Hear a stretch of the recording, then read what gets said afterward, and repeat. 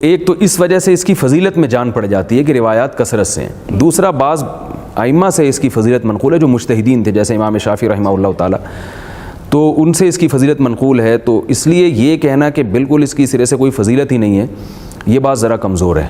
البتہ میں یہ حقیقت آپ کے سامنے ضرور بتاؤں گا کہ اس کی فضیلت پر علماء کا اتفاق نہیں ہے، یعنی دونوں طرف علماء ہیں. اگرچہ جمہور اس کی فضیلت کے قائل ہیں، لیکن بعض ایسے علماء بھی ہیں جن کا اس امت میں بڑا مقام تھا، انہوں نے اس کی فضیلت کا بالکل ہی انکار کیا ہے. مگر بہرحال جمہور کا مذہب اس میں دلائل کے لحاظ سے قوی ہے، کیونکہ روایات کی کثرت درجہ حسن تک پہنچا دیتی ہے.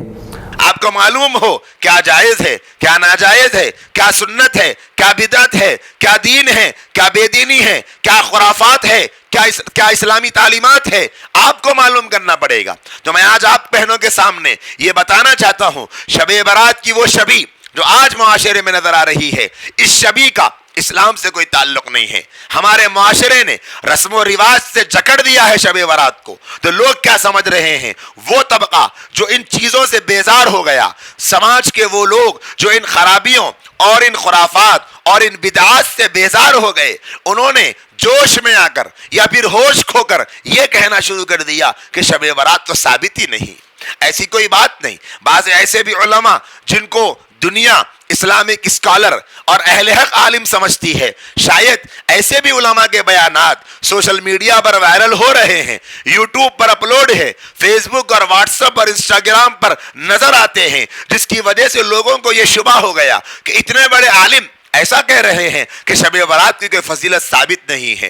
میں نے بھی ایک بہت بڑے مفتی صاحب کی کلپ دیکھی کہ وہ اپنے بیان میں کہہ رہے ہیں، ان کی ایک کلپ شاید انہوں نے ریکارڈ کروائی ہے. وہ کہتے ہیں کہ جمہور علماء کے نزدیک تو شب برات کی فضیلت ثابت ہے، لیکن ایسے بڑے بڑے علماء گزرے ہیں جن کا اسلام میں بہت اونچا مقام ہے، وہ علماء ایسے ہیں جن کی اہمیت کا انکار نہیں کیا جا سکتا. میں ان کی گفتگو کا خلاصہ عرض کر رہا ہوں. کہتے ہیں انہوں نے شب برات کا انکار کیا ہے، فضیلت کے وہ قائل نہیں ہیں، تو ان کی بات کی بھی اہمیت ہے. تو میں دست برستہ عرض کرنا چاہتا ہوں، شاید کوئی بھی عالم دین اور مفتی وقت ہو، ان سے گزارش ہے کہ امت کے سامنے اجماعی مسائل اور جمہور کے جو مسائل ہے وہی بیان کرے تو بڑی مہربانی ہوگی. امت پہلے سے بہت بکھری ہوئی ہے، پہلے سے بہت ٹوٹی ہوئی ہے. امت کے اندر اتنا تحمل نہیں رہا کہ وہ ان باتوں کو سمجھ سکے، ان باتوں کا فہم اپنے ذہن و دماغ میں بٹھا سکے. جب جمہور کا یہ موقف ہے کہ شب برات کی فضیلت ثابت ہے، تو حضرت مولانا مفتی صاحب سے گزارش ہے کہ آپ بھی جمہور کا مسلک بیان کر دیں.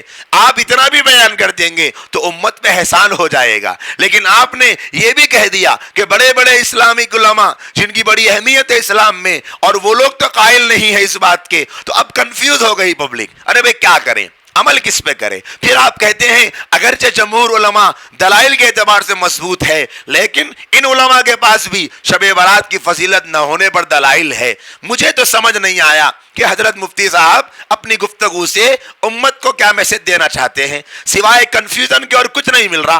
ذہن میں کنفیوژن آ رہا ہے کہ بھئی کیا کریں. کچھ علماء ایسے بھی ہیں جو شب برات کی فضیلت کے قائل ہیں، کچھ علماء ایسے بھی ہیں جو قائل نہیں ہیں. اب کیا کیا جائے؟ جب آپ نے خود کہا کہ جمہور قائل ہیں اس بات کے، تو پھر کیا ضرورت رہ گئی کسی اور عالم کے تحقیق کو نقل کرنے کی؟